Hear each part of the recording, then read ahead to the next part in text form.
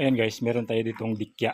Nakukuha ko to dun sa daklisan sa tabing dagat at ipakain natin sa hito. Subukan natin ipakain. Hihiwa lang tayo ng konti para ipakain.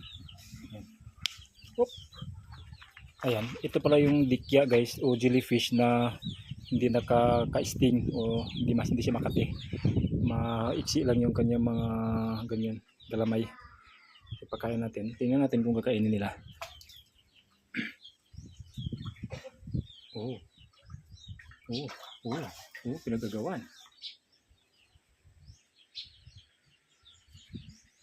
Hindi kaya?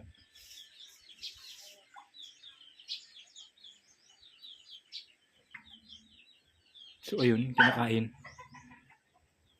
Hindi kaya sila malalason nito? Dagdagan pa natin. Oh, may isda kinakain. May isda. May isda sa loob.